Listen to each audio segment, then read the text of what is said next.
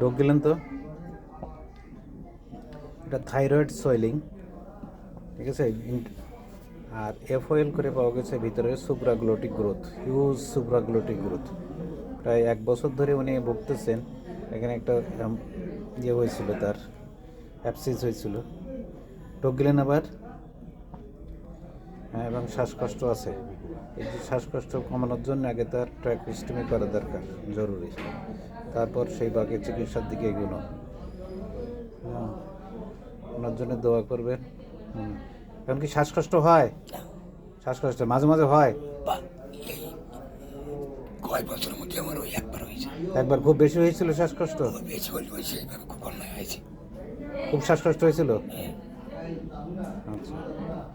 গলার স্বর পড়ে গেছে কতদিন? এই 4 বছর আছে। 4 বছর হচ্ছে। তার মানে এই রোগটা 4 বছর। ঠিক আছে, একবার হিসাব। এই যে গলার স্বর পড়ে যায় সাধারণত এমনি আমরা চিল্লাচিল্লি করলে, ঠান্ডা লাগলে হয়তো 1 সপ্তাহ 2 সপ্তাহ, 2 সপ্তাহের বেশি যদি শ্বাস ওই যদি গলার স্বর বসে থাকে, তাহলে এটা চিন্তা করে দিতে হবে জন্য। 1 বছর ওই গ্রাম্য ডাক্তার থেকেই ওষুধ উঠিল। হ্যাঁ, এখন কথা হচ্ছে যে বেশি দিনের যদি গলার স্বর পড়ে থাকে তাহলে চেক করা দরকার যে আসলে খারাপ কিছু কিনা।